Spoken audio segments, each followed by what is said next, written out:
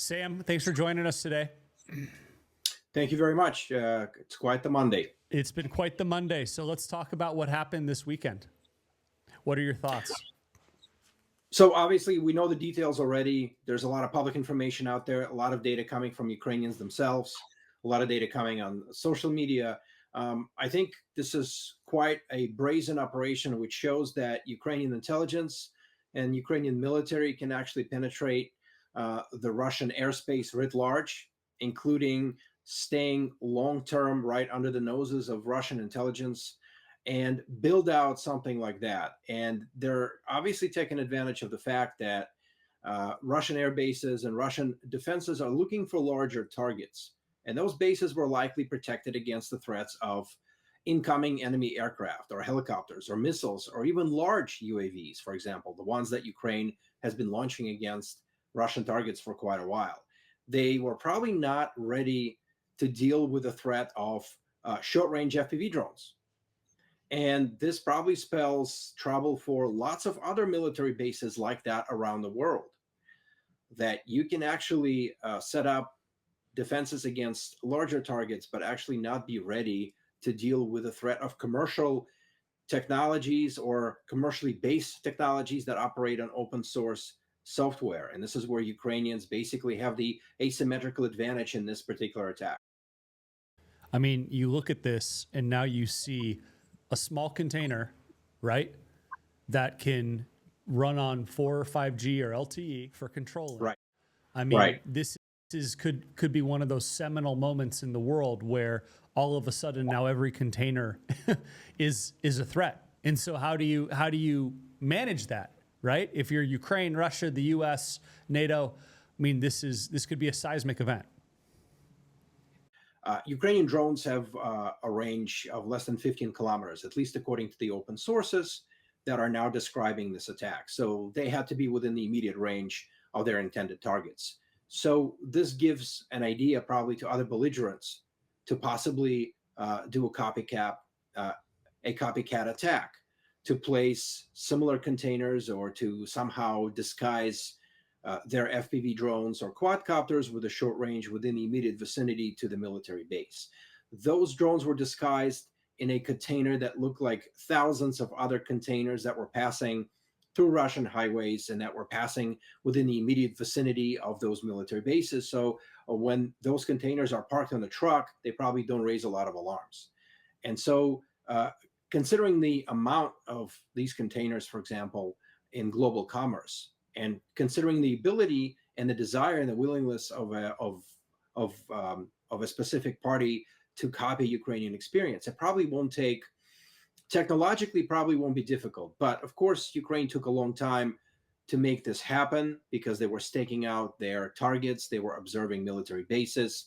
They were probably observing how the base defenses are operating. They were probably looking for specific gaps in how base defenses are acting. And so this took quite a long time, but there's no guarantee that others won't be able to try that either. Again, lots of other military forces are keeping their strategic aircraft on the open tarmac and not in reinforced hangars or in or under rather some kind of physical protection. What has to happen now is that militaries around the world, and certainly US military and US allies, have to consider the possibility of a threat from these type of small quadcopters. After all, some of the US bases were actually already penetrated by these commercial quadcopters. We've had multiple incidents of these quadcopters identified and interdicted. But if we're talking about just one quadcopter that kind of wanders off into the vicinity of a US airbase, what if it's 100? What if it's 50, right? What if it's more? Will we be able to defend against an incoming quasi-swarm like that? And I don't think, at least in the West, we really think of using LTE or 4 and 5G as the means of communication. We just think radio, RF links, right? So it's a totally rethinking of the defense that's going to be required for these high value targets. Right, absolutely. And again, Ukrainians took advantage of commercially available technologies such as the regular mobile communications, which enabled this particular attack. So again, from a technological standpoint, it was not that much more sophisticated than some of their long-range strikes conducted deep inside Russia by long-range UAVs. This was quite audacious, of course, because this particular attack targeted not one airbase, not one airfield, but ultimately 5. And of course, things happen along the way. And so several of those containers failed to activate. And then Russian people actually swarmed one such container and prevented the drones from being activated. So really, the attack could have been much worse for the Russian Air Force.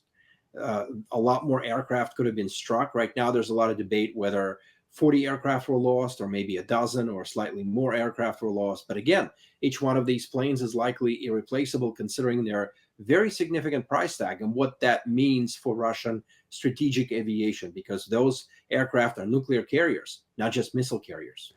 Do you think this gives the Ukrainians an edge in any of the negotiations that are happening right now, or is it kind of a moot point? Well, the negotiations did not really succeed. Both sides stuck to their guns.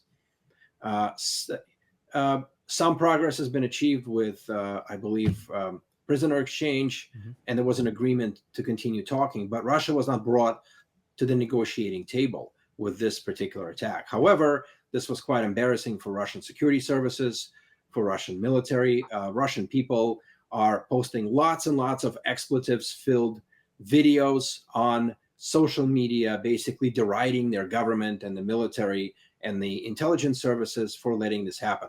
Let me correct, actually, not the government. They're actually quite careful about criticizing Putin, but they are criticizing security services and the military for failing to interdict this particular attack. Again, this was planned over a long time. This took a lot of detailed observation of potential targets, and a lot of caution was taken so that Ukrainian operatives would not be caught operating in Russia for months at a time. So this is quite significant. It actually demonstrates the reach and the capability of the Ukrainian intelligence and military. So do you think that the Ukrainians would have the ability to pull something like this off again, another type of containerized drone attack? I mean, Russia's a big, broad place, right? There's a lot of areas you have to protect.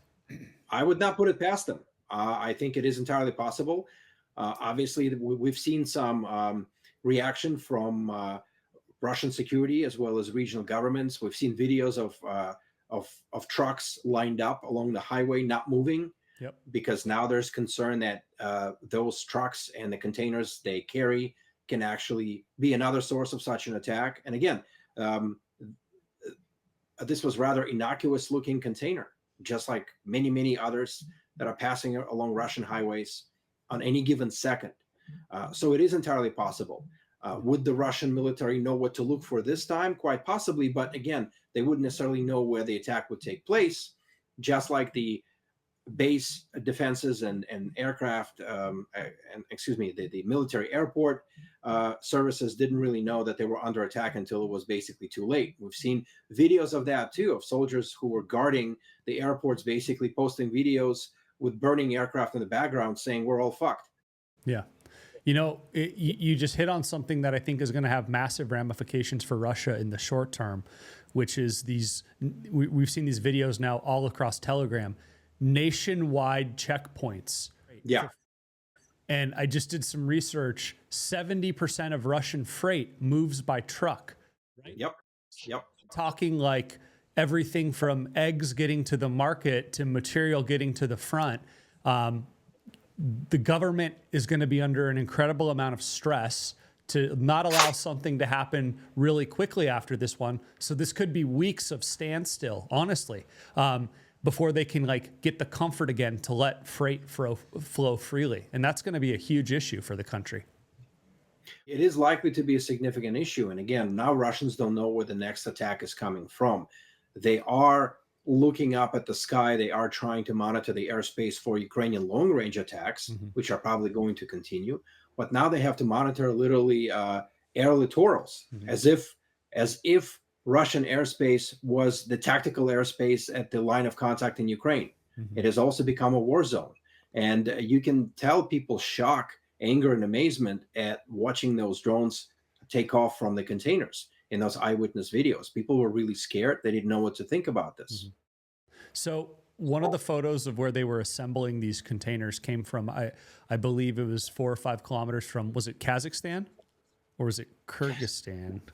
So it is likely that according to those open sources, Yeah. the munitions, the explosives for these drones actually came by way of Kazakhstan. Yeah. Because the Ukrainian effort was apparently based in city of Chelyabinsk, which is just north of Kazakhstan in southern Siberia. So that's probably the case. But again, a lot of what we're understanding about this either comes to us from Ukrainians themselves, who are probably not going to release all of the data, including classified information, and a lot of our understanding is trying to piece together data from numerous social media accounts and open source data. So we may not get the entire picture because I think the entire picture is likely to be highly classified. Yeah. Sam, thanks for your time today. It's incredible that I feel like every time we talk, we feel like the world's changing.